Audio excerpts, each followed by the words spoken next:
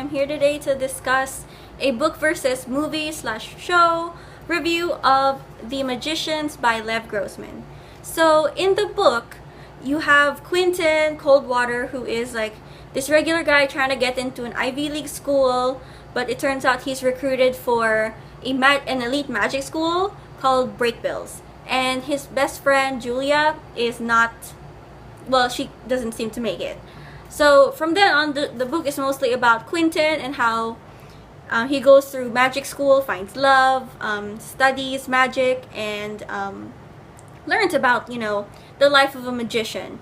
So in the book, he has like a set number of years at Breakbills, but also studying this really strict curriculum of stuff that, he needs to know in order to not die or like screw up.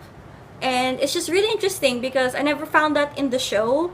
It doesn't really talk about that. Like in the book, it explains like different magic from different parts of the world, but at the same time they also have to read ancient languages and read ancient spells and like basically just practice their craft. And it takes like about 4 years. While on the 3rd year, they get sorted into their house, who has their same like discipline, which is pretty much like Hogwarts houses. There's like Gryffindor for the brave, Ravenclaw for the clever, like that.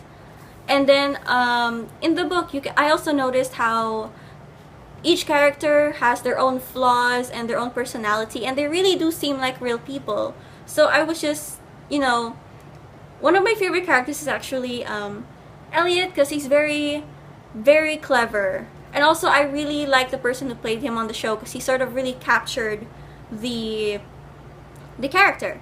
Anyways, in the book, I know why everybody did what they were doing because they had reasons to do them. While on the show, everybody started just getting really self-destructive for no reason, and I was wondering why until I read the book. So there is that. And then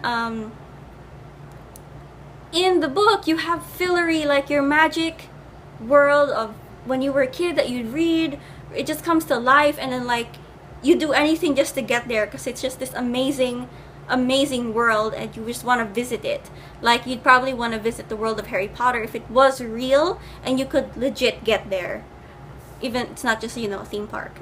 So I mean, seeing how everybody just pulls together just to get there is really awesome. And not just that, but there's like different levels of how good of a magician you can be. It's not everyone's the same amazing. It's like, no, even if you study hard, sometimes you just don't get that high. And then nobody really comes out of this book unscathed. Like in other like fairy tales and like books that have magic coming out of it, always have, not everybody survives. Not everybody in this one really just has a happy ending. This one has consequences, and it has real life problems and how people would most likely deal with it in real life. It's just a very interesting take on, what if magic was real kind of book, and I really can't wait to continue on with the series, which I bought the sequel a few days ago, so I can't wait to start. So that's it for the book. I know I barely really scraped the surface of how great this book is, but I'll most likely just link down, or I could just refer you to Thoughts on Tome Sam. She has a very, very good review of The Magicians. Okay, now on the show. In the show, it takes a look at both Quentin and Julia. Well, in the book, Julia is only mentioned like a handful of times, and most of it is just Quentin looking back on how much he loved Julia, how she was his childhood crush, etc. In the show, they changed some of the names of the characters. Like in the book, her name's Janet. In the show, her name is Margot. In the book, there are 5 Chatwins. In the show, there are only 3. And they only focus on the 2. So, there's that. And then,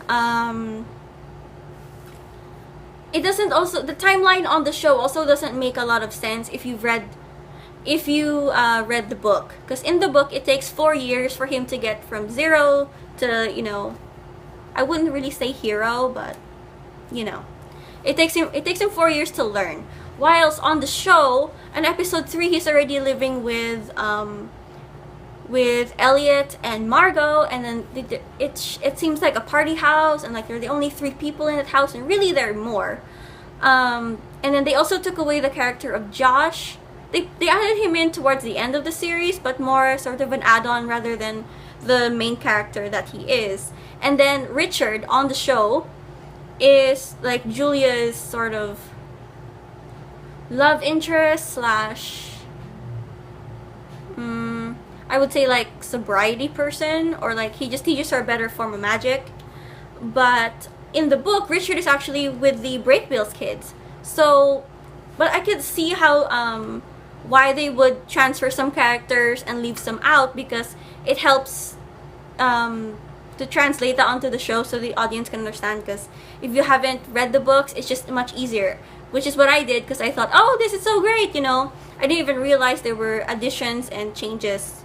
And then as the series progressed,